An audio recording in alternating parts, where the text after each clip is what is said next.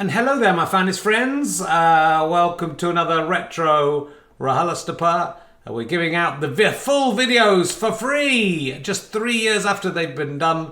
And we are also, of course, repeating these as audio podcasts. If you missed them the first time, I want to hear them again, or you want to say to people, hey, listen to some fantastic podcasts, this is a great one, you can direct them to this feed and they can find out all about the show. We need new listeners all the time because our old ones are dying. They're very old. Anyway, this week's guest is the fantastic Deborah Frances-White. I think this is the episode where she gives away some RHLSTP mugs and auctions for charity. She's an incredible force of nature, whichever way you look at it, and she's absolutely terrific. So I'm sure you're going to enjoy it. Come and support us by seeing a gig, richchain.com/RHLSTP. Support us by buying a badge, go faster, stripe.com/badges, and getting loads of lovely rewards, including knowing who the guests are ahead of time. And hope to see you at the Edinburgh Fringe this year. Do say hello if you see me in the street, and then go away. Thank you very much. Goodbye.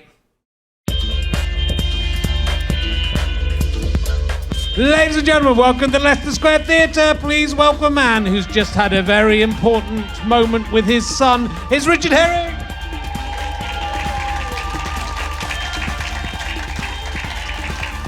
Thank you very much. Hello, London. All of London is in the theatre. It's incredible. There's so many people in here. It's great. Hello to everyone at home watching on the live stream as well. Welcome to Richard Herring's Leicester Square Theatre podcast. I was hanging out with the Fresh Prince of Bel-Air the other day. I just said West Philadelphia. It wasn't as good as East Philadelphia. He slapped me. Anyway, he calls it RHLSTP. We're recording this the day after the Oscars for people at home. Is it okay to punch a comedian? Is it all right to give him a slap if he offends you? Anyone wants to give it a try? Come on up. I'm not keeping my hands behind my back. Is it okay for a past transgression? We might sell more tickets, might we, if we say anyone who's got a problem with anything I've ever said in the past, come up and smack me in the face. Look, it's been a lovely weekend. I've been away in Lowestoft. Yeah. It's better than it sounds. We went up to Southwold and we went for a long walk and had lunch on this long walk back. And we really needed a wee before we drove home. And so I took my son to the loo. And he's just started standing up to wee. He's 4 years old and he's not 28 years old. And I was really desperate to go. So I started going first. And then he just joined in and started going at the same time. It's the first time we've ever kind of crossed streams.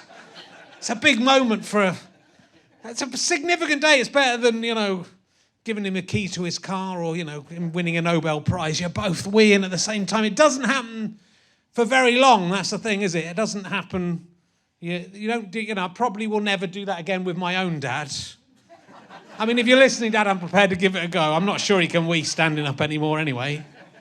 But that self-conscious will kick in and make him think it's weird to wee standing next to your dad who's also weeing. But he's wrong. It's not weird. It's normal.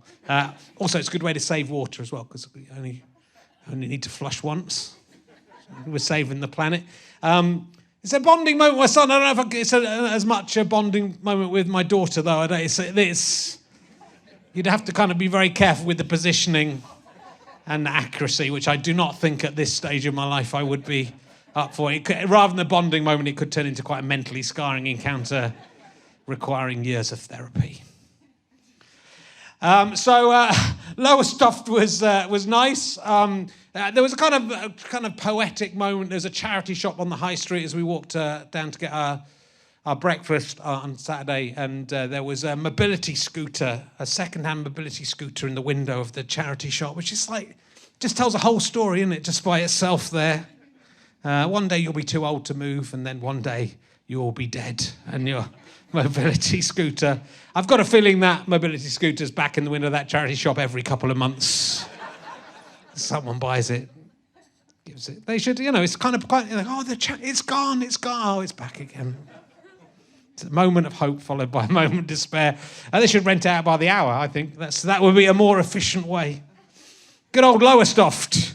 It's the mobility scooter capital of the world, and why not? Before we crack on, I would like to thank Kickstarter backer Joanna Seymour, and I have to say, happy year-long 50th birthday to her. She's so young, Joanna Seymour. I wish I was 50 again. Why did I complain? Right. My guest this week, if she's finished her phone call backstage, we're about to find out. She's probably best known as being the writer of 2 episodes of Young Dracula.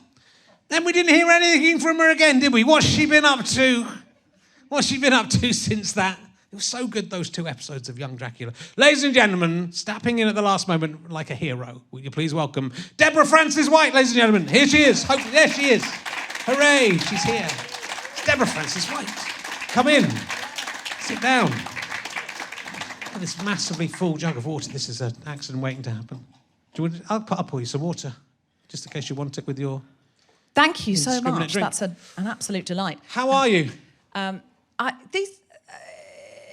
This is. I'm very well, but these aren't merch that people can buy, because I was going to say you should buy this mug, but you can't, because it says I was a guest on RHLSTP, and all I got was this lousy mug. Yeah. So this is unbuyable merch. It is. You have to become a guest on RHLSTP. But if I were to auction it off to somebody here, and give the money to Ukraine or something, someone could have one without being a guest. Yeah, they could. I'm not saying I'm definitely doing that, but now I've said Ukraine, I kind of have to, because it's very awful. Otherwise, what a terrible person I am. So I could auction off this mug. Does anyone want this mug that implies they've been a guest when they haven't? Because you could make up a story. And in fact, what I could do, and this is me taking over your show, Richard, I'm so sorry. Not like you, Deborah. I'm a terrible person. People hate me. I could... later in the show, do it in a way where you get to be a mini guest for 3 minutes or something like that. Blimey. Take some questions. Are we allowed to do that? Yeah, do what you like. And then they could have the mug, but it would have to be auctioned off, I think. Okay. Are we allowed to do that? Yeah, we're allowed to do it. Okay, well, let's not do it. It might be an embarrassingly small amount of money. That's what I'm worried about. Listen, not if we let the live streamers in on the No, that's true. The Then they've got to come down to the theatre for their 3 minutes of interview. live streamers, listen, we'll figure out a way to make you... We will send you emergency questions and you will just type back answers. We can see.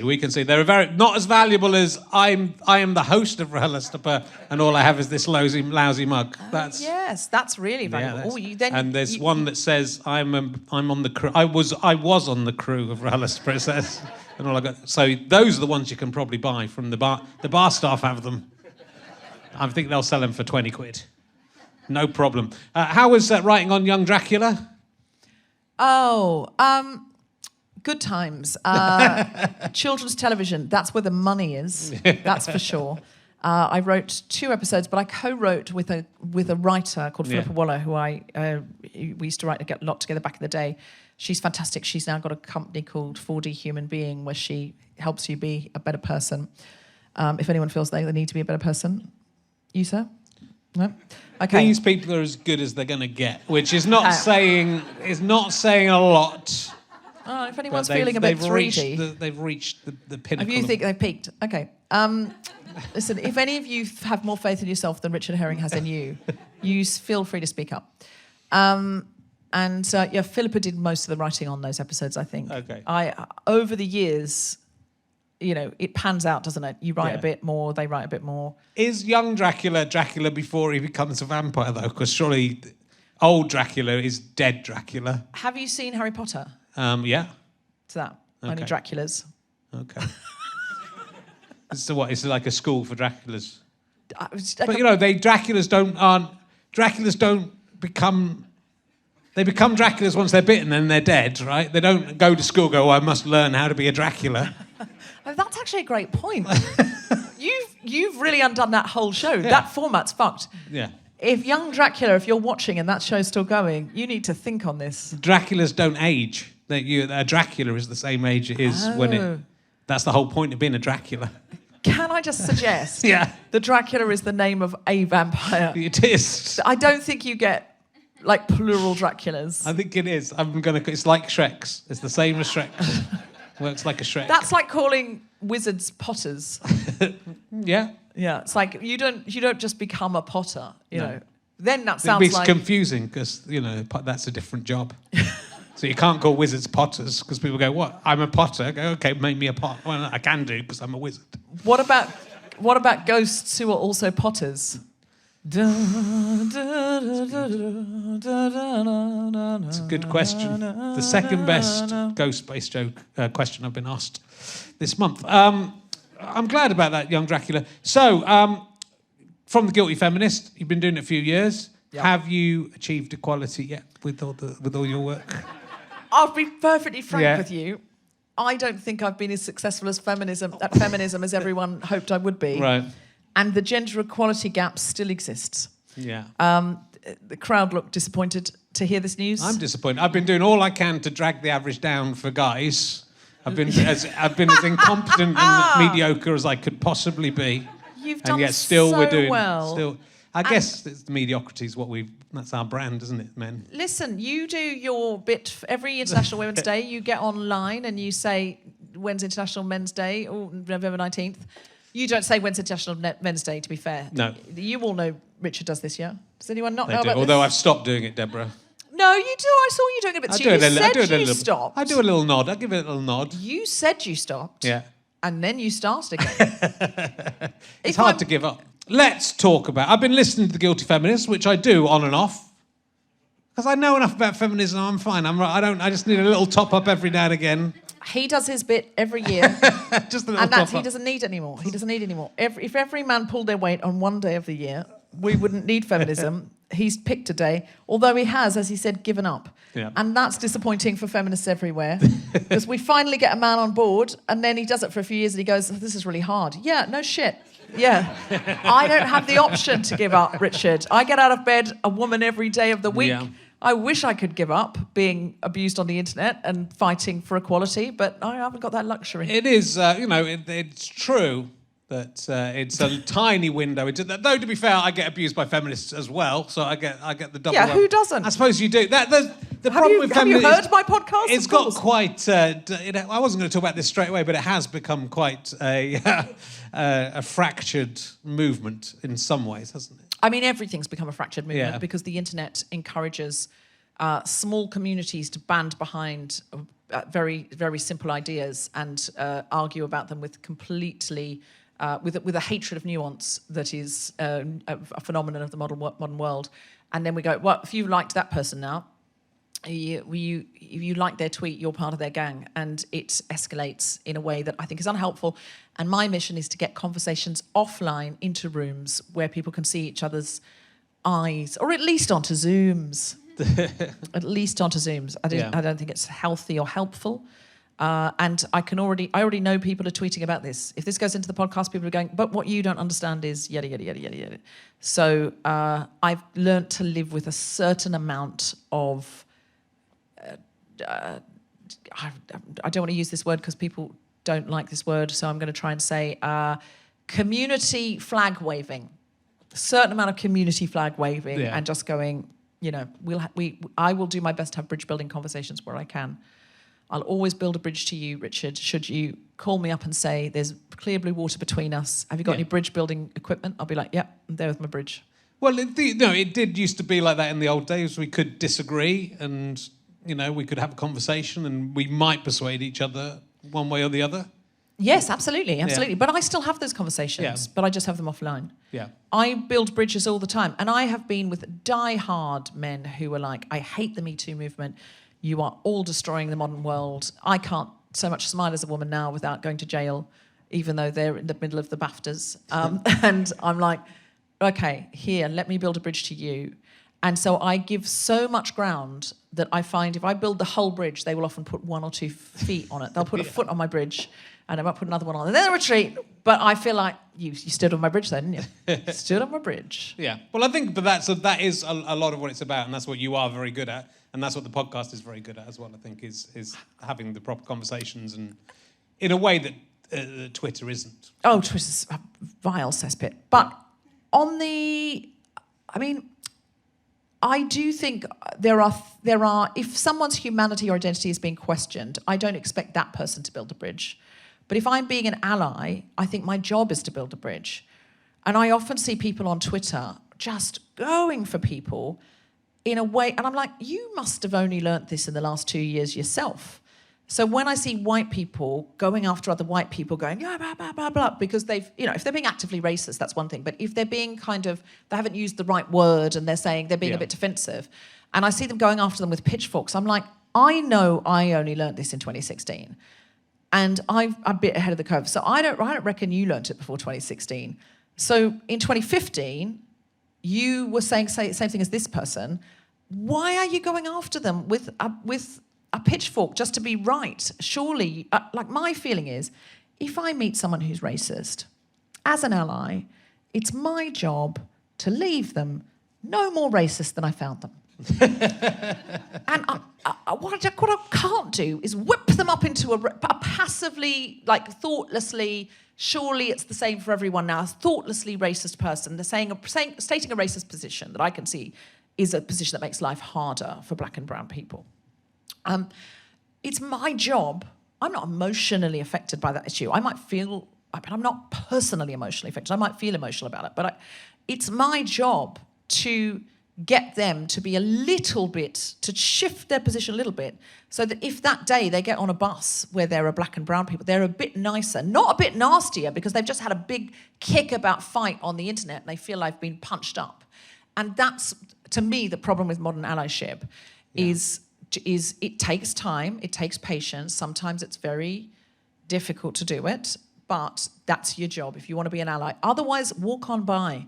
Don't stir that nest. But some people just want the fight. Some people want to feel in that privileged position. It's like you see it. People going, "Oh, that person 10 years ago said this." But if they're now saying the thing you want them to say, what do you want? Because that now they're being a hypocrite because they've changed their mind. But if you wanting people to change their mind, 100%. Once they've changed their mind, that's good. And apologise. Otherwise, what are we trying to do? Yeah. Are we trying to win people over so our team is of inclusive, progressive people who make the world nicer for people who are not members of the dominant group? If we've got to be, what are we going for? Are we going to just punish those people, or are we going to make our team bigger and make the world better? Yeah. That's the question. I think people just love being right so much. It is fun to be right. Don't get me wrong. A lot of time I think what the Guilty Feminist is we all come together, have a great deal of fun being right together. Wasn't that a great night? Off we fuck. And I think it's best when we're thinking about how do we make the world a better place. Yeah. And sometimes that means being patient, having patient conversations with people who are not at base camp for where you are. Yeah. And that's why I've come to talk to you tonight, Richard. Good. Well, if you can change my racism and sexism, that would be terrific, because just at the moment I love being racist and sexist. So maybe after the podcast I'll regret that.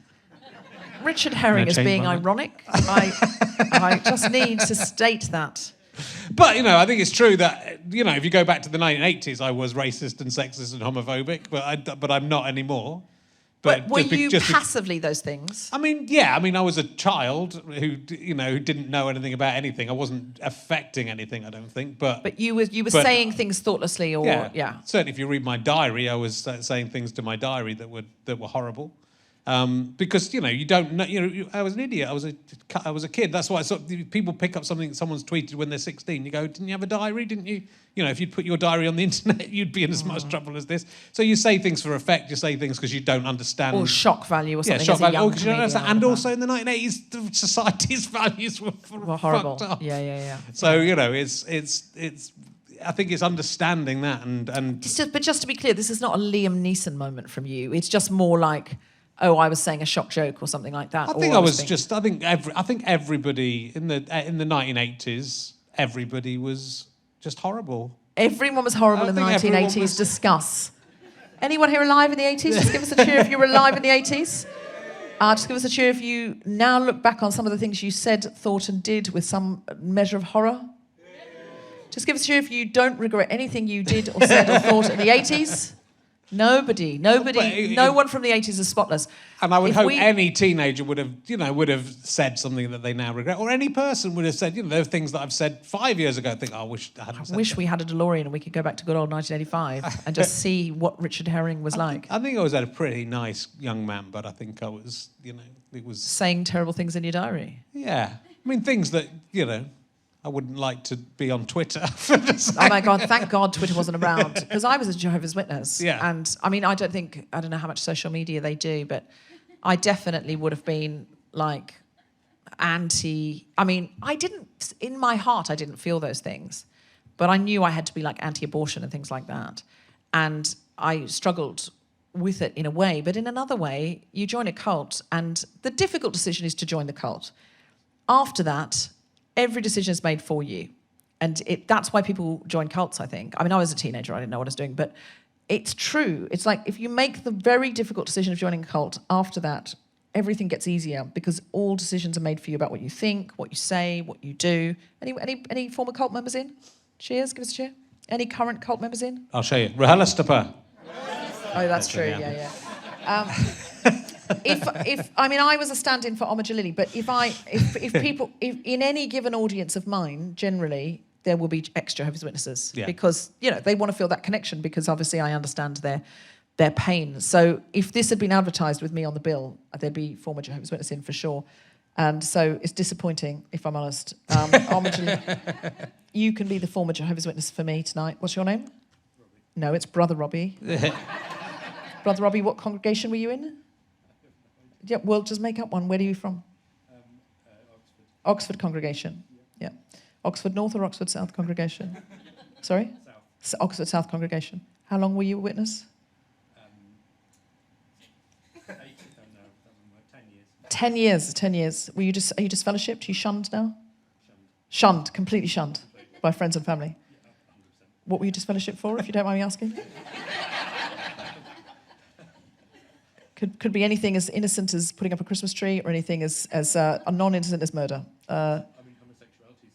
Homosexuality is the honest answer. Thank you, Brother Robbie. You would very much be shunned for that. Big round of applause for Brother Robbie. Very brave. I think she's just indoctrinated you into the Jehovah's Witness. I think she's still working for them undercover. She's got another one. That's true. Sounds good, doesn't it? Sounds all right. He's left again. I got him in and out very quickly. Yeah, well, but I think all these. I think we've said this before, but like all these little groups, they are sort of. There's a cult element to a podcast audience. There's a cult element to a group on Twitter. So everything I've ever started is a bit like a cult. If I'm completely honest, I think if you've been in a cult, it's very easy to accidentally start one. Yeah. I've got it in my DNA. I just start them all the time, and I try not to, but it's very difficult. But it's nice to start a cult that's hopefully doing the right thing. I suppose all cults think that, don't they? Yeah. They think I'm doing this for the right reasons. Yeah. I think I said to you, backstage, I just did ayahuasca, and I had a massive freak out when I was up there that I was in a cult. When I was up the mountain. I'll tell you about it in a bit when you ask me about it. But yeah, let's talk about it. I was going to talk because you do mention this in one of the recent Guilty Feminists. So you went to Peru, is it? No, I went to Spain. I didn't. Okay. I have to say, the shaman was from Peru. Right. But you can go to Peru to work with him, or you can go to Spain and he'll come to Peru. But we all said, all the 15 people I was up this mountain with, 15 total strangers, we all said, thank God we're not in the Amazon on top of this intensity, like worrying about snakes. Like, can you imagine? Worrying about like mosquitoes and, hot weather, and thank God we're doing it in a privileged Western way, up a lovely Spanish mountain in very mild weather, we said to each other. So for the people like me who have not had shamanistic experiences or many drugs, I've had magic mushrooms. So yes. That's the closest. You've not done drugs, but again, you were young in the 80s. I know, but You didn't smoke dope, or? No, not really. No. I've had some, but not really. I didn't really like it. No ecstasy, jumping out at raves in the 90s? I think I've had, not in the 90s, I had half a tab of ecstasy in about 2005. Very specific. And I know, but I know how many. I've had about cocaine about 3 times, but again when I was in my 30s. Wow. I wouldn't do it when I was young because I was scared of affecting my brain. So let's see how it's gone for you. Well, do you know, I didn't want to do psychedelics for the same reason, because literally my only skill is, I don't know, is that literal? I think it is. It's virtually, it feels literal. My only skill is the speed of my brain. That's all I've got. And every single thing I can do is based on the speed of my brain, the way that I can kind of mind map or make a connection or throw something out here or pick something up there. So I do the podcast, I do stand-up comedy, I do I speak in the corporate world to people about diversity and inclusion, and it's all about a fast brain. And I just thought, what if I have one psychedelic experience that slows my brain down even a little bit, and I can't do this job anymore because I don't know how I'd go working in a shop now, if I'm honest. I don't think I'd be very good at it. I think I'd be numpty. I don't think I could work in a cafe. I'm terrible in an office. Rubbish. So what would I do? I've got a lot of life left, Richard. Yeah, well, it's a risk. So what made you decide to give this a go? Well... And how does it work? I'm talking about it in my current stand-up show, which is at the Soho Theatre in April, 2 weeks. Come and see me in the basement. It's not a cult. And... the show's called The Guilty Feminist Stands Up. And in that, I talk about opening my marriage and exploring my bisexuality, and also about taking magic mushrooms. But I did a medicinal dose with a therapist. I've never been at a festival and wanted to do mushrooms or anything like that. I was always too nervous of it. But this guy was a proper therapist. In the show, he's called Lars, because that's a Dutch name. And in the show, we're calling it Amsterdam, where I did the mushrooms, where I did the truffles, which were the mushrooms, which we're calling truffles, because that's what's legal to do in Amsterdam.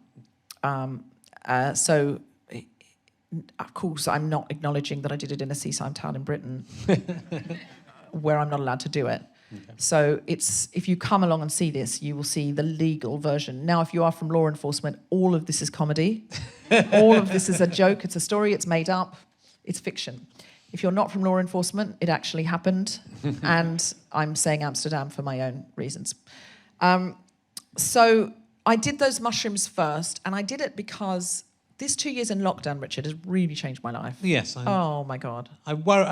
Thinking about you in lockdown, I think because you're so you're so social and out there and doing stuff. And, I am, and always busy. I'm here. I'm there. Yeah. I'm every fucking where. I'm Roy Kent. Yeah.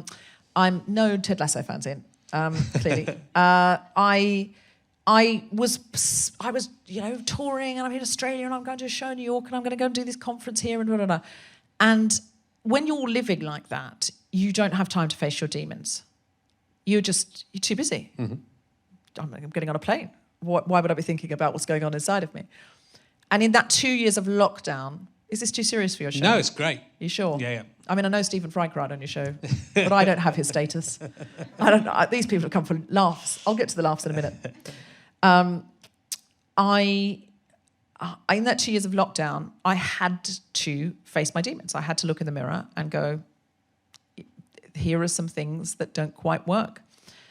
And because I'd been adopted at 10 days old, and the first 10 days in the hospital, I was completely alone, except for the nurses. I wasn't just left alone under a bush. But I didn't have a main carer. Like I had, whichever nurse was on shift feeding me. And I discovered in lockdown, by doing some talk therapy, which I'd always before eschewed because I thought, sitting around talking about my problems, to frankly, in my experience, a very wealthy, disinterested woman in North London who charged me a fortune. Like this happened twice. When I was feeling really down, I went for 6 weeks of therapy twice in my life, and both times it was a very judgmental North London woman who was very cross if I was 5 minutes early and very cross if I was 5 minutes late. And that didn't make me feel any better about myself at all. And then I would sit and tell her I'm feeling this and this and this, and at one point I was really having a crisis and going, I don't know what I'm doing with my life or my career, and I wasn't making any money, and she would be like, well, this is my home. And it was, she had a Ferrari in the garage. I think, it was all just dispiriting. The whole thing was dispiriting. I said this once on The Guilty Feminist. It went down very well with the therapists. They explained to me that this wasn't good therapy and it wasn't right for me and I hadn't found the right connection and it was like dating and I had to find the right one. I was like, fucking hell, I don't have time for that. Jesus, I have to go on a Hinge for a therapist. Fuck off. But I discovered in lockdown, because we're all on Zoom, right? You don't have to be in the room with anyone. I realised I could have a New York analyst. Of course. Yeah. And I was like, you want ice, you go to Iceland. You want therapy, you go to New York, right? So I found this woman in New York, and she confirmed what other therapists had tried to tell me that I hadn't listened to, which is that first 10 days does affect you. And while you cannot recall, you can remember. The body remembers that time. And I then started watching lectures about it. And when you come out, your brain goes into fight or flight because you're taken from your carer and you're taken from your mother. So here's the thing. While your brain is in fight or flight, newborn babies are notoriously shit at fighting and fleeing due to very useless arms and legs. Not to rag on babies, but... Yeah, no, they're pricks. Listen, some of them are. Some of them are lovely, but they're all bad at poor at fighting and fleeing.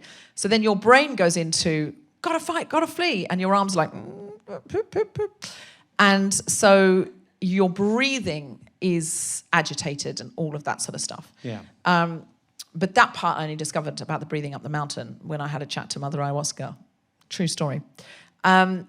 So also, when I left the cult, Brother Robin and I both know, when I left the cult, I was shunned, and that really replicated being adopted, being given away, being relinquished.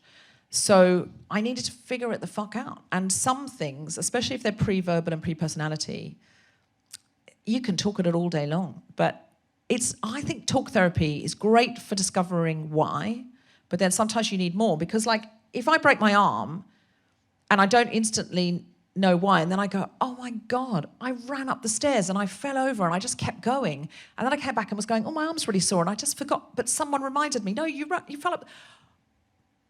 Arm, I figured it out, fell up the stairs. You're healed now. That's what talk therapy can feel like. It's like, yeah, but I'm still broken. I still need a cast. No, heal yourself. You know why. That's good enough. And that's sometimes a therapist, they'll go, but that's because your mum always did that. And you go, Still get that same feeling though.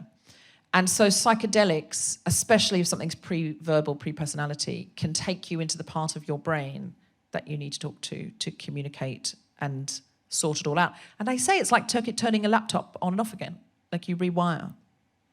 Right. So do you think has it worked in that sense? Do you think, or is it as a process by which you'll have to keep doing it? The first ceremony that I did, and you're up a mountain, you're with a Peruvian shaman, some other people running the retreat. You lie on a mattress in the dark, in the pitch black. You take a drink first in the candlelight, then you lie back down on your mattress in the dark. And you have this experience. Well, for me, I shouldn't say you, I had this experience. Everyone has a different experience. Everyone I've talked to found it very healing. And the whole group I was in, all on the WhatsApp afterwards, found it very healing. But I can only speak to my own experience. Psychedelics are very personal. It was the most remarkable experience of my life. And at the end of that, I guess it was like 3 hours long, I came out and I was like, that is healed. That is never coming back. And I was like 100% sure. And I've been back a couple of months now and it's healed. I'll have experiences where I'm triggered by something, and normally I would be, and I just feel calm and peaceful and no pain at all, and just like, oh, it's miraculous. It's miraculous. Unbelievable. Because someone told, I've got aphantasia, so I can't see any mental images in the traditional way. So if I close my eyes, I can't see anything. But someone said psychedelic drugs is a good way to overcome that. Oh, yes. Yeah. And listen, psychedelics, just to be clear, I'm not advocating psychedelics for everyone. Don't run out and go, oh, I've got to immediately just knock back some psychedelics. Please don't do that. Say no to drugs, kids, and stay in school. But if you are going to treat it as a medicine and you're going to go, if you feel the call, if what I'm saying, they say you get the call. I got the call because my friend called me and said, Deborah, you got to do this. And she said, but don't do it now, you're going to get the call. I said, Sarah, this is the call. It's you've literally called me. She said, no, it's going to be more spiritual than that. You're going to feel the call. She said, the opportunity to do ayahuasca is just going to come up in your life and you'll get the call.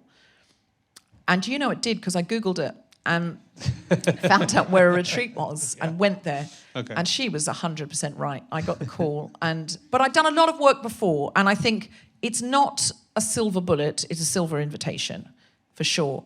My first ceremony, I'd done all the work before, because that was healed. My second ceremony, I needed to do the work after, because it was a deeper thing I hadn't really tapped into yet. And the third ceremony, I can't explain what I saw. It was beyond anything I expected to see. But it was, and I don't want to mock this at all, because it was like seeing the divine and being connected to something super primal.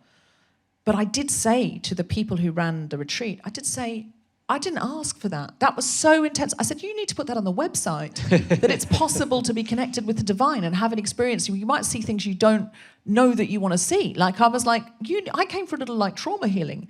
I did not expect this. And I was like, what do I do with this information now? And the guy who ran it just said, enjoy the rest of your life. And I was like, be a cult, tell me more, like invite me back. And he was like, you're free to go. I was like, I prefer the cult model where you look after me. Do you know which God is the real one from that? Can you tell us which one to worship? And it's sort of not like that. No. It's more primal than that. But I will tell you, I had some funny conversations with Mother Ayahuasca, very funny conversations. Right. At one point, I was feeling my body, thinking about, like, one of my intentions. You set an intention, so you might go, I want to get right with the 80s. I want to let the trauma of the 80s go. I'm cool with it. Okay. What would you? Can you imagine an intention you might have, like anything from your past that you might want to? I don't want to put you on the spot here, Richard. You don't have to say, but could you even imagine maybe not telling us or telling us? I'm sure there's some stuff in there that I could deal with. Yeah. Yeah. Okay. So you set your intention. Yeah. Let's imagine it's putting to rest the trauma of every International Women's Day. Yeah. Okay. So you go with that intention, and you then give that to Mother Ayahuasca. And Mother Ayahuasca can appear to you as a woman, as a literal woman. It's not. When I say this, sometimes people say, "Oh, you mean like the shaman?" And I'm like, "No. It's a woman you hallucinate who represents Mother Earth." I mean, it sounds weird. Should I not be talking about this? Are people going to be like, Deborah's lost it?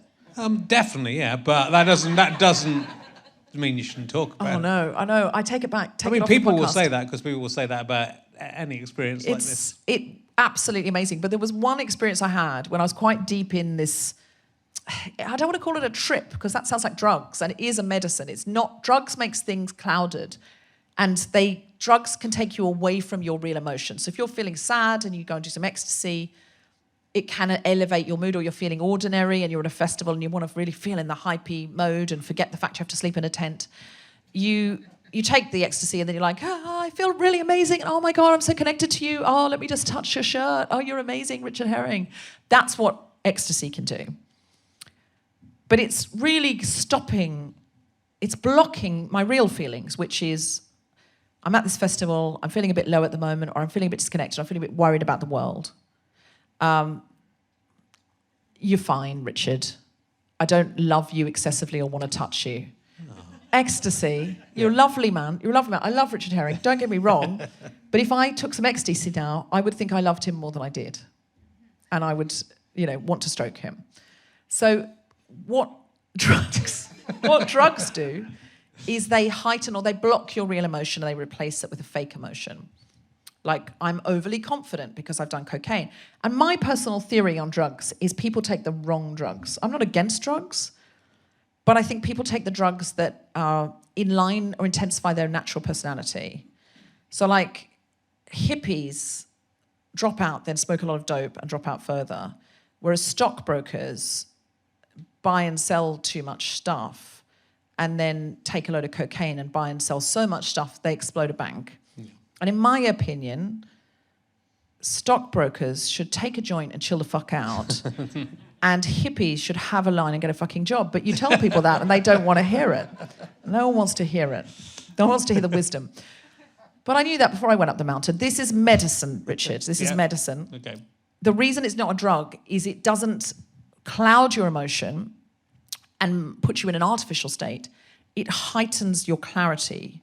And it puts you in the most heightened, connected state so you can see the truth. And, or at least it did that for me. And again, that's a very personal thing. You have to absolutely know where you're going. You have to know who you're doing it with, that you're supported, and that you really want to do it. If it doesn't sound like your thing, don't do it. But I had this very funny conversation where I was feeling my thighs, and as a feminist, I know I love all of my body all of the time, and I'm just very body positive. However, the truth is, gang, there are times I don't like my thighs. I think they're too big, and I try and fight that feeling because obviously feminism. But I was feeling my thighs under the blanket in the pitch black in this heightened state. And Mother Ayahuasca said to me, if you hate your thighs, you hate me, because I am you and you are me. You're made of the earth.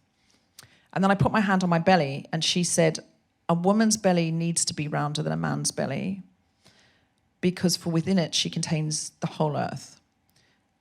And I said, Mother Earth, are you being trans-exclusionary? And she said, no, it's a metaphor, in that voice. And I said, Mother Ayahuasca, are trans women women? And she said, yes, trans people are the most sacred people on earth, because within them they contain both the tobacco and the ayahuasca, the masculine and the feminine. And I thought she was avoiding the question. And I was suspicious. I wasn't like asking her to prove it. I was like, what's going on here? So I just said, are trans women women? And she went, yes, everyone knows who they are. And they will tell you if you will just listen. And I really wish I'd asked about competitive sports now. What a golden opportunity. I was talking to Mother Earth, and I didn't ask. We moved on. The shaman finished his Icaro. So the shaman's singing a song, and sometimes when they finish the song, the chapter ends of that part of the experience, and you go into another chapter. And then we moved on to something else. But if I went back, I'd ask more questions, because I feel like I was there talking to Mother Earth. And at one point, I got this absolute fear on. Actually, I just felt this love, like I'd never experienced love before, and beauty like I'd never experienced before. And then I heard the man on the mattress next to me vomiting, and I heard all of these people, because you purge. And I was having this blissful experience, and I felt this water here, and I licked it like that, and it was tasted salty, and it was as real as if I dipped my hand in that water. It was so real. And I said, what is this? Like, it's like tears. And she said, no, that's your third eye opening. I shouldn't be telling this. Can you cut this out? People are going to think I'm insane. But it's really what happened. And then I suddenly heard men vomiting around me, and I just went, oh my God, I'm in a cult. Oh my God. I saw these psychedelic images. You know, there's those kaleidoscopes. Yeah. And I went, oh my God, I'm in a cult. I'm in a cult. I'm in a cult. I am in a doomsday. I'm in a Jonestown cult. I've literally drunk the Kool-Aid of my own volition. And my conscious went, you're not in a cult. You've paid to be here. And I was like, do you not know anything about cults? Of course I'm fucking paid to be here. That's how cults work. 101 cult, you pay to be there. They want your money. And then my conscience was like, yeah, but you're leaving on Sunday. You're not in a cult. You can leave. You can leave anytime you want, but you're leaving on Sunday. I went, how do we know? How do we know? That's what they've said. That's what they've said. What if they say on Sunday, oh, the car's broken down? What if you can leave right now if you want? I said, I can't leave this room, because they have a rule before the end of the ceremony. They just don't want loads of people on ayahuasca wandering around falling into ditches. Totally right thing to do. Totally fair enough. The absolute right thing to do. But in that moment, I was like, you can't leave this room. That's a cult. That's a cult. And then my conscience went, but yesterday, the last ceremony, you got so much healing and peace. Didn't you? And I went, yeah, that's not like a cult. That's true. That's not like a cult. And then Mother Earth said, that's why she can come, meaning my conscious. And I said, to be fair, Mother Ayahuasca, I've had a great track record with cults. And she laughed, and I was surprised. And she said, why are you surprised that I have a sense of humour? I am the earth. You are from me. If you have a sense of humour, where do you think you got it? And I thought, okay, fair enough. I'm not in a cult. And I can see now in the cold light of day that Mother Earth telling me she has a sense of humour isn't the greatest evidence in the world that I'm not in a cult. But at the time, it really seemed cast iron. Anyway, I can't recommend you just run off and do. It is amazing and it is healing. But I can't recommend you do it unless you really want to do it. And the only place that I can recommend, and I only say this because I just don't feel safe with people going online, is a place I went called APL Shamanic Journeys. And you can go on their website. And I loved my shaman was called Anil. He was from Peru, and that's all I can recommend. I'm not in a cult, but that's what I can recommend. And it was incredible, absolutely incredible. And I do feel much healed, Richard. Well, I'm glad that it's worked for you. It's, I don't think it's for me. But, no, then it isn't. But I think a lot of things you were saying, I think, it's I think you can experience things in life. I mean, I think like going through an illness last year sort of completely changed my perspective on stuff, like in a really positive way. So like losing something and thinking about what I wanted in that moment. So it's, you can get to these places in different ways, I think is what I'm saying. Oh, but 100%. I think my perspective of who I needed to be and what I needed to do completely shifted last year. 100%. Yeah. There are all sorts of epoch-making things in our life. Yeah. People can get there with meditation. I don't think you need psychedelics. If it doesn't appeal to you, you can absolutely get there with meditation. I think for me, I did need it because the things I was unlocking were pre-verbal and pre-personality. And I saw like parts of my life because it activates your memory center, ayahuasca. And I could remember like the geography of my house from when I was very small. And then we moved when I was a toddler. And I checked in with my family and I was right about the geography of the house that I saw. And that doesn't surprise me because they know if you put a brain under an MRI machine that's had ayahuasca, they know it activates your memory center and also your epiphany center. So you can have these little epiphanettes. But even after you've done it, you keep having these epiphanettes. Yeah.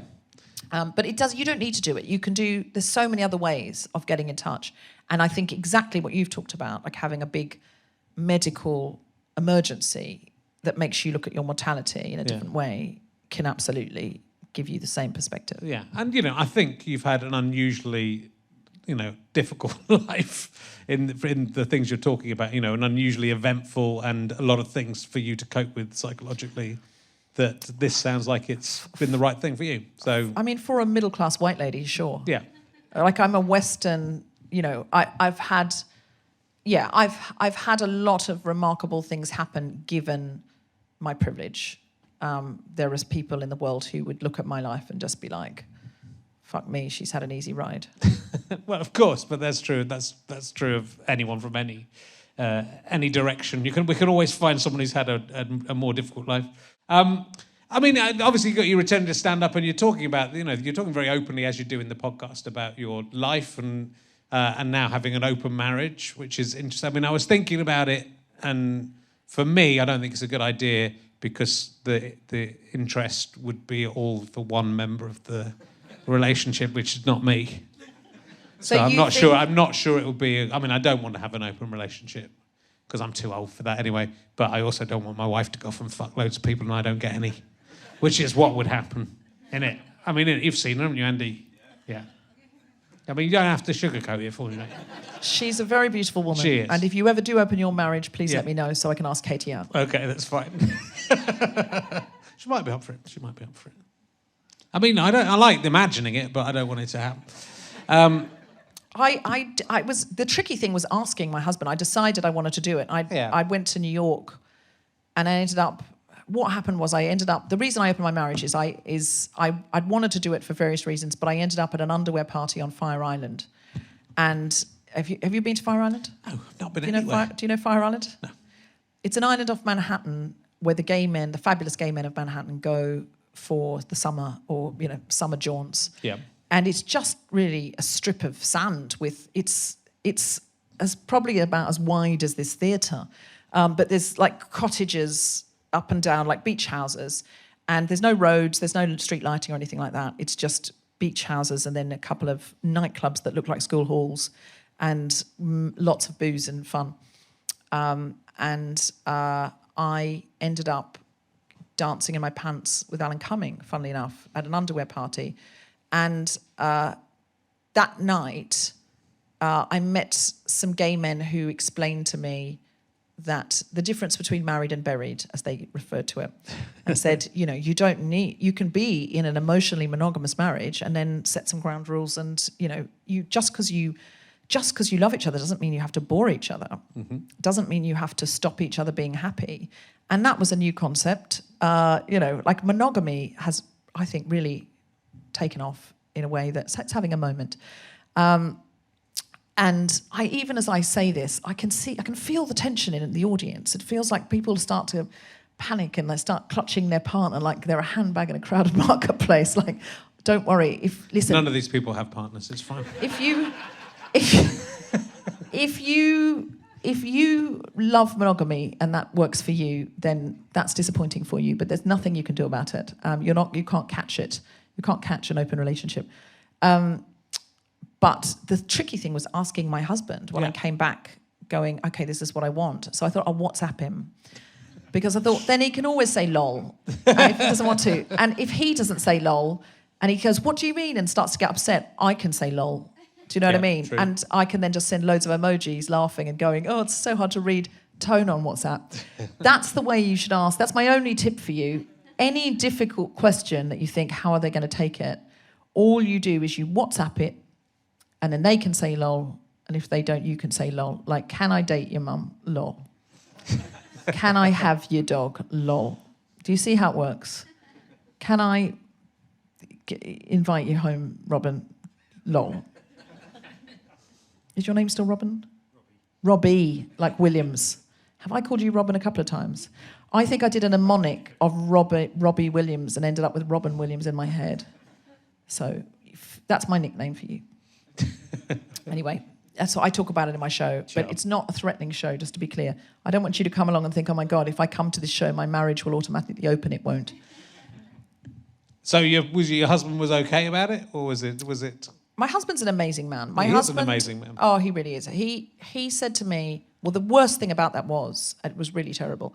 I didn't just throw it in his WhatsApp. I waited for an appropriate bit of banter. We're having some bounce. And then I said, how about an open relationship? And I fucking kid you not, this is true. The next thing I heard was his key in the door, and he hadn't read the message. And I was like, oh my God. He's going to come and read it in front of me. He's going to come and sit next to me and read it in front of me. And I was really in a panic. Anyway, he came in and he sat down and he said, so you want an open relationship, do you? He'd read the notification. And I said, lol. And he then said, look, I'm going to say to you now what I said to you at the beginning of our marriage. If this marriage ever makes you less than you are or less than you could be, you should leave it. Because a marriage is meant to be, a relationship is meant to be an anchor and a nest, a place you can come home safely to, so that you can fly free and experiment. And, you know, if everything goes wrong, you've got somewhere to come home to, and this is a safe place. If you just anchored and nested, and you're not using it as a safe base, what's it for? And he said, I know it's not about me and it's not about us, it's about you and your fucked up adolescence. So off you go. And I just thought that was so lovely. And that's why I will never leave him.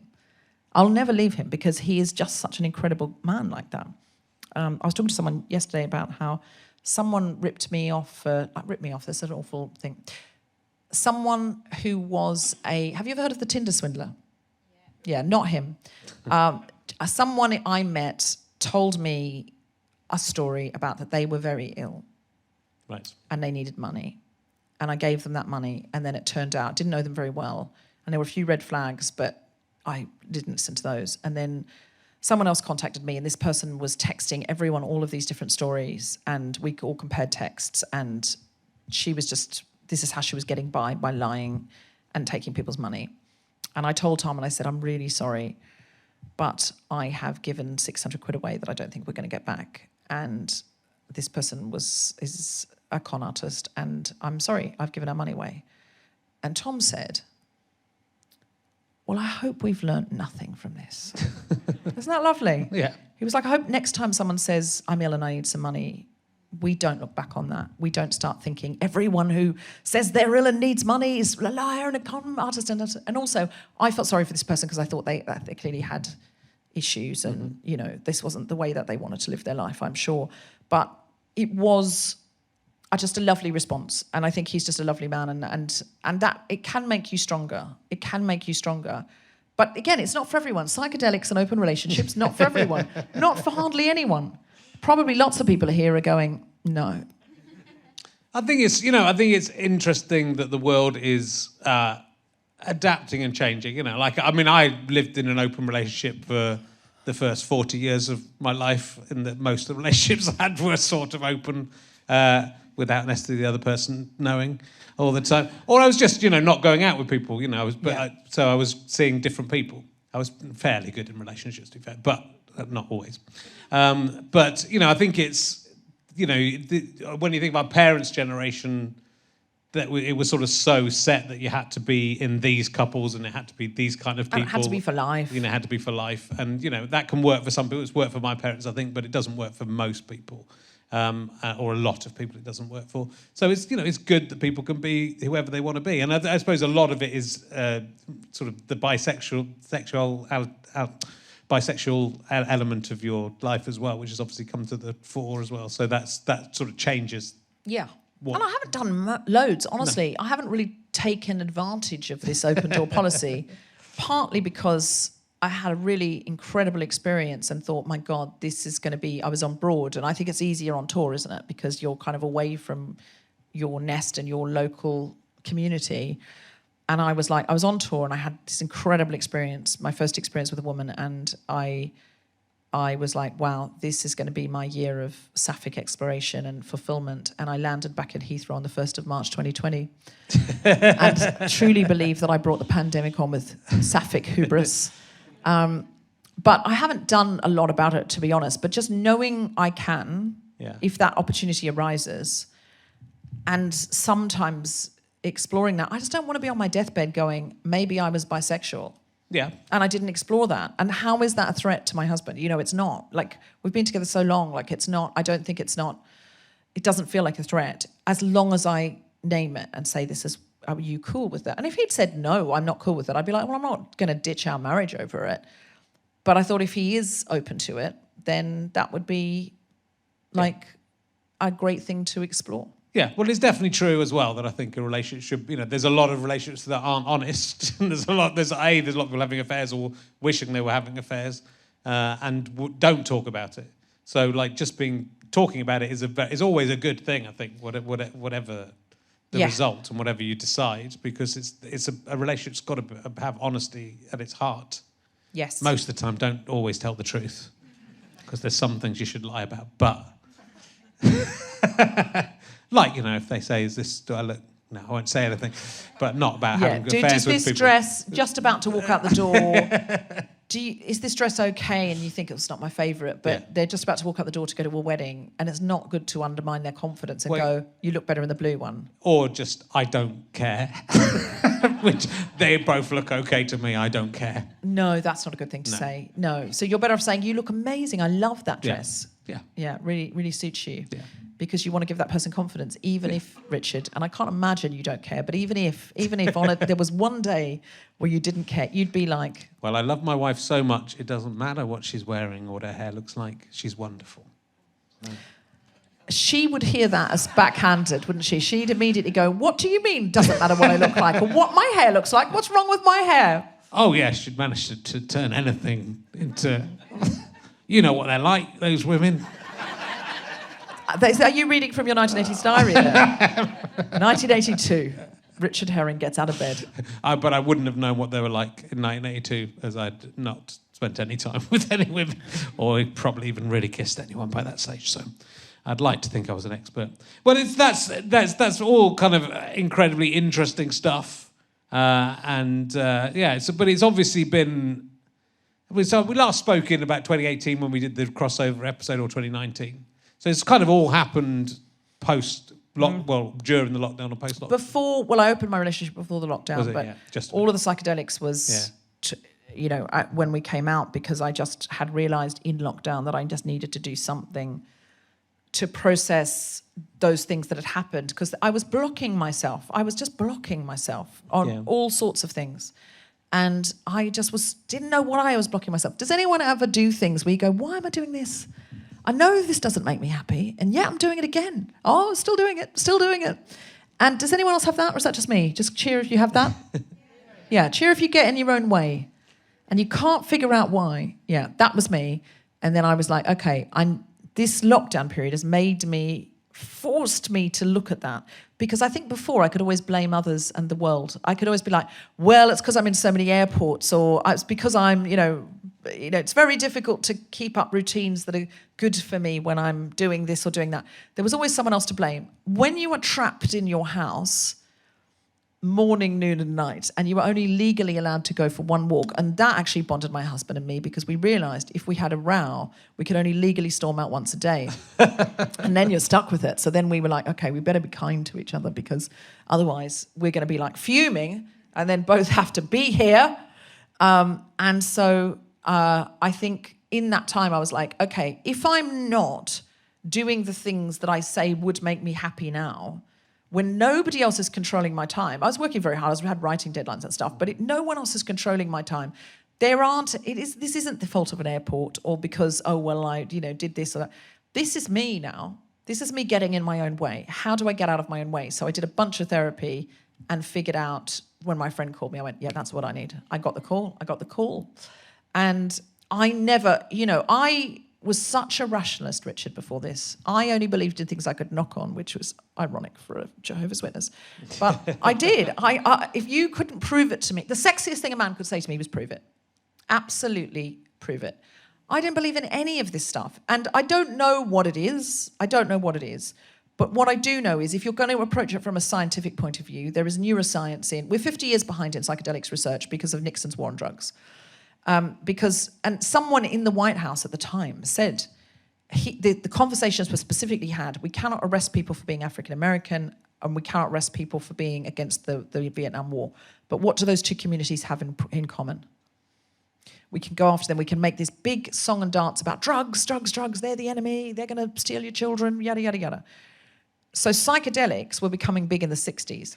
And they knew then they can heal depression, they can cure addiction, they can heal post-traumatic stress disorder, and they've got to be done well and in the right way and as a medicine, and not just, I'm not just talking about taking some mushrooms at a festival and seeing the face of God in a kitten as a child. Like, it's not that.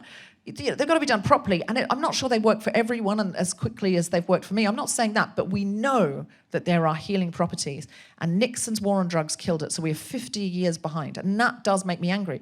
But then I said to my husband, but why would the pharmaceuticals industry not get on this? Because they would just rebrand. I mean, they're so powerful, their lobby in America, they can get whatever they want. And then I thought about it, and I thought, if someone's got PTSD, and that can be healed in 1 to 3 sessions, why would the pharmaceuticals industry not want that when they can sell you a pill every day of your life for the rest of your life? But there's a lot of research being done now, and my talk therapist, my analyst that I have now in New York, she said in New York, at the universities there's the whole departments devoted to it, and quite soon psychedelics will be available with therapists, and MDMA for couples counselling, and to open up people with PTSD and therapy, microdosing. But if you listen to, I just did a Guilty Feminist with Hannah Gadsby, and she talked about microdosing with MDMA for Nanette. That's how she wrote Nanette, her big, amazing show. Well, I think if it works for you, that's good. I'm not going to encourage my listeners to take drugs. No, they shouldn't. They shouldn't take drugs, Richard. And I think the problem with the problem with psychedelics seems to be that I mean I've seen a lot of comedians and these are people just wildly taking drugs, which is not what you're doing. No. But it does, you suddenly see them 20 years later and they're talking like insane stuff, which I don't think this is, by the way. I don't God, know. Does it sound insane? I don't think it's insane. It's like connection with nature and spirituality, and that's fine. You can do that and in your lots own of different parts ways, of your brain you can't contact any other way, where you can have the conversation with yourself. And, but it's when you start, thinking that Bill Gates is putting robots in your bloodstream and that sort of stuff. But I think a lot of people who've taken... he is. Yeah, he's definitely doing it. But it's when it's thinking it's the problem, because the robot should stop you thinking that, right? Does this sound... Can I just get if you think this sound... Do I sound very odd now? Like, you used to sound like a completely rational comedian, and now I sound like /feminist, and now do I sound a bit insane? Can you have to be honest with me, because I need to know if I shouldn't be talking about this stuff on stage. I never talked about... I talk about some of this stuff on my stand-up show, but I'm being more open with Richard, because I'm filling in for Ahmed Jalili, and I want it to be less... Ahmed was going to talk about this as well. That's why. That's partly... I just gave her the script for Ahmed. And exactly. This is Ahmed's story. Just give us a cheer if you think, oh, no, this sounds awful. You shouldn't be talking about this in public. Give us a cheer if you find it interesting. Yeah. Give us a cheer if I should talk about this again. Yeah. Okay, so if you're listening at home and you're thinking, oh, no, you're out of step with the audience. At least that. It's always I think it's very important to hear people's experiences. It's the kind of thing I think someone will email me and say, I'm a scientist and I would like to come on and tell you why Deborah Frances-White is incorrect about this, which I might then do. Oh, yeah. I mean, but that scientist will not negate my experience. No, that's why. My only concern is I'm becoming someone Tim Minchin would hate at a party. That's literally my only concern. I am still a rationalist. I think, look, this is what I think, is we know psychedelics can rewire the brain. We know that. If they're done well in moderate, don't start just knocking back magic mushrooms in a field without any supervision. I really don't. Please don't. Please don't. Please don't. Please don't. But neurologically, scientifically, we know that. We know we're behind on the research, but the research is being done now, and it's looking favourable. The other thing is, I think we are so far away from nature and the earth, and we think we're better than it, and we think we're on top of it, and we think we're other than it. We think we will decide how much we pollute the earth and how much we include the earth. We think we are the dominant species, and we're the...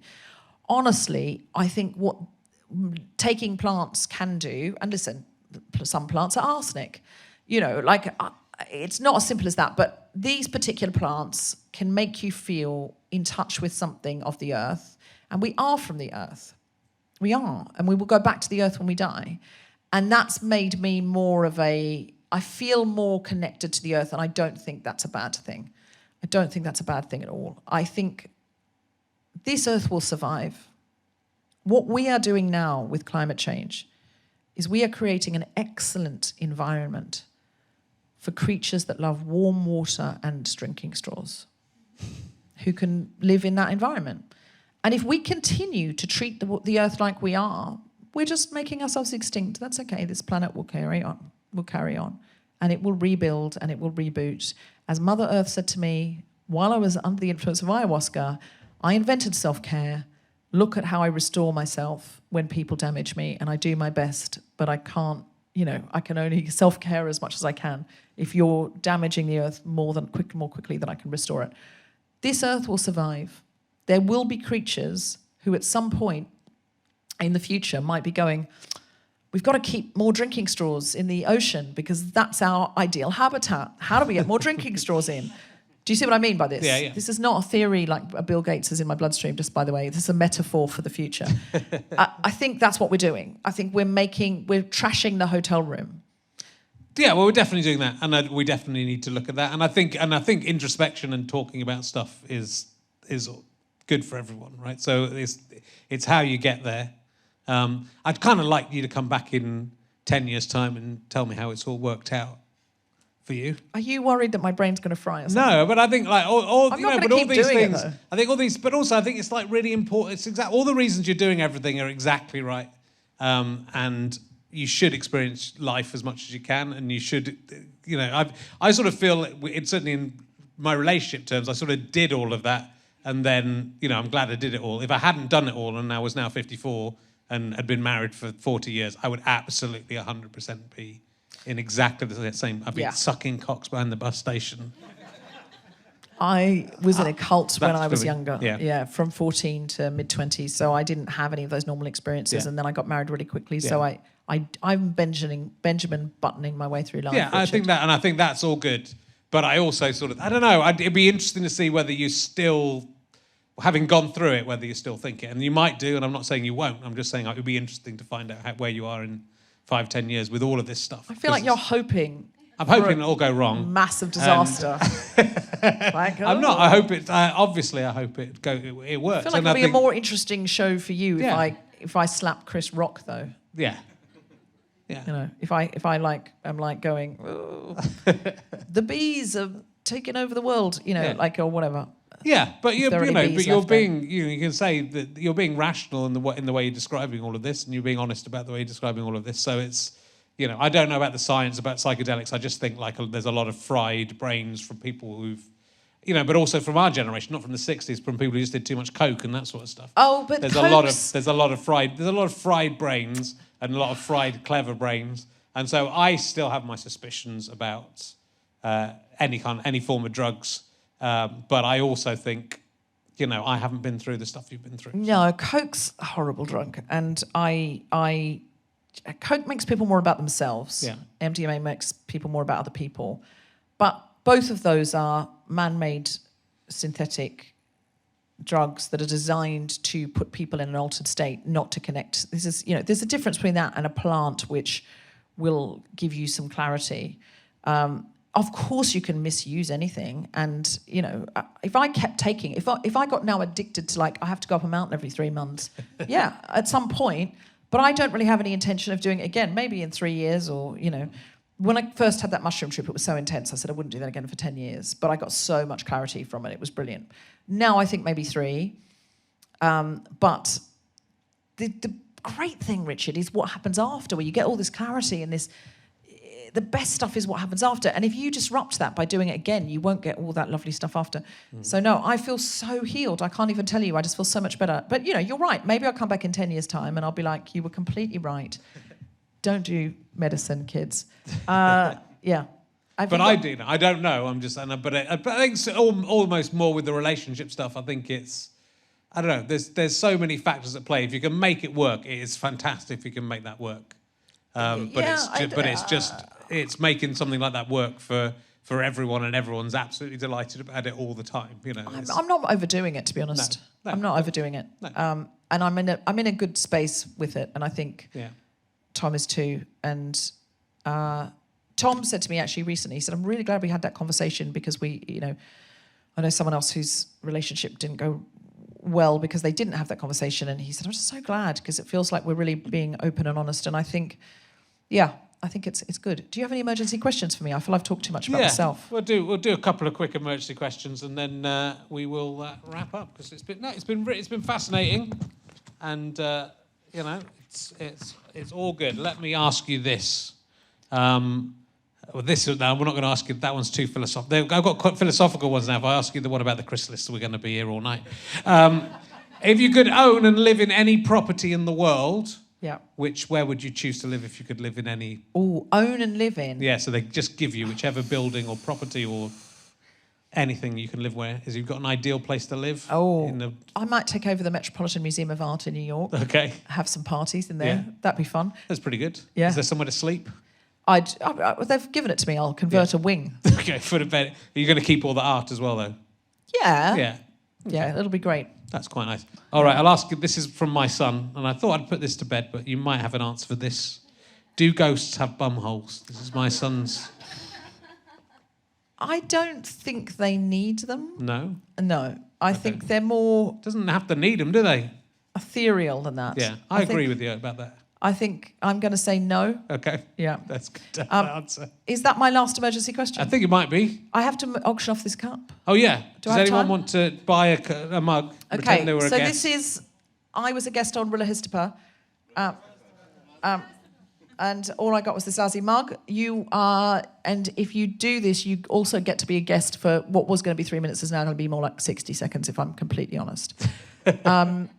Anyone, do we start the bidding at £5? £5 for the mug? Well, how much does the mug retail at? Yes, £5. I mean, it doesn't retail. It's absolutely... You cannot buy them anywhere. £10, and you can't buy this anywhere. £15. You don't have to be a guest on the show if you don't want to be. You can nominate someone else. You can nominate Robbie if you'd prefer. At £20, £20, £25, £50, £50. It goes to Ukraine. Thank you, £50. £70. Wow. All the money's going to go to Ukraine. £70. Did I see your hand over there for £70? The money goes straight to Ukraine, but you get to be a guest on the podcast or nominate a guest on the podcast, and you get this mug.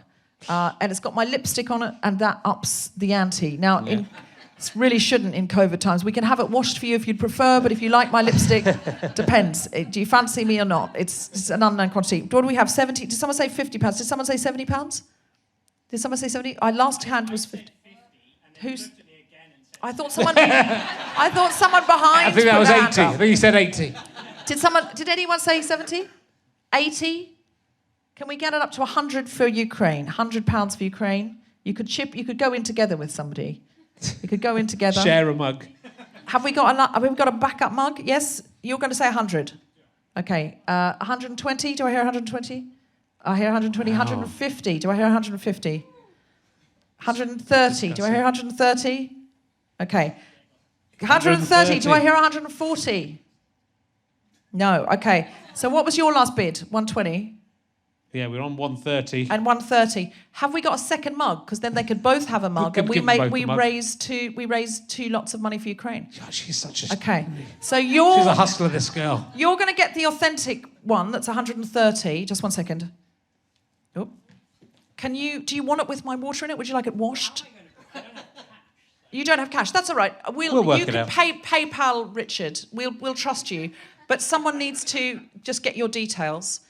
Could you just tell... I'm sorry, what's your name? Laura, could you just get this gentleman's email/PIN number? Thank you. And I'll interview you. Quick, You get the free water. Come up. I'll interview you. Have you ever tried to suck your own cock? Can you come and sit in the chair? Sit in the chair, and then I'll take a picture of you, and you can say, look, I was here guest. Okay, you sit there. That's your thing. Hello, hey, what's your name? Peter, hold the microphone, and then we can be in the actual podcast. Wow, there we go. I mean, you know, I nearly had Andy McH on as the guest today anyway, as the way things were going. So I'll ask you an emergency question. Would you prefer a ham hand or an armpit that dispenses sun cream? This is a difficult question. It is, you must have I'm thought. vegetarian. Okay, but it won't be, you're not eating an animal, you're eating your own hand. Well, and that's always the problem, isn't it? You don't know how to answer that. But I think with summer coming up, It's good, isn't he? It would be the lotion. Should have had him on the whole time. With summer coming up, it's the sun cream. Definitely. Yeah. How are you feeling about the 130 quid for the mug? More pleased than my fiance. Okay. Yeah. I looked at her when it got to 80 and she said, no. Okay. Also, he wants to be in an open relationship. How'd you feel about that? Thank you. Your time on the show is up. Thank you very much. And you're 120. Okay. Do you want to come up if we got time, or do you want to just take it in the seat? I'll get your mug in the interval. Get your mug. Do you want to answer an emergency question? Robot sex or dogs that laugh? Dogs that laugh. There we got an emergency choice, question. mate, bad choice. Get your mug in the interval. Thank you very much. Laura, can you just get this man, can you just stand up or just wave so she can see you? Wow. Can you get his email and his PIN number and his PayPal, something like that? Amazing. That'd be great. Thank you. Ladies and gentlemen, Deborah Frances-White. Thank you. What an incredible woman. Stick around.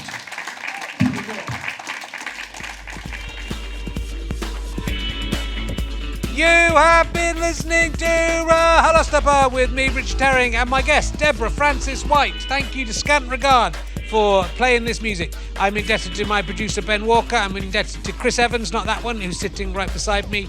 And thank you to all of the team who record the show, even George. And thank you to everyone at the Leicester Square Theatre, who are very nice as well, and everyone at ACAST. Also, I would like to thank Kickstarter backers, Richie James, Michael Bates, Stephen Sanderson, Graham Bench, Michael Bond, who wrote the Paddington books, Daniel Betts, James at Sit Down Jim, we all know him, Charlie Carrick, Ian Ferry, he invented the ferry, and we have to thank him for that, Peter Fermoy, Robin Broadley, Simon Malpass, David Gibson, Mark Fawcett, Clarty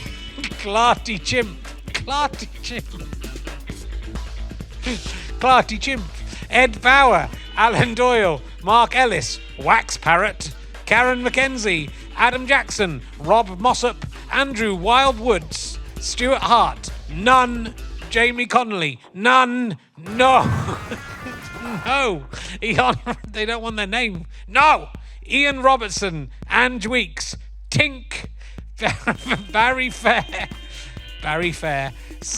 7 Poles, that was just silly.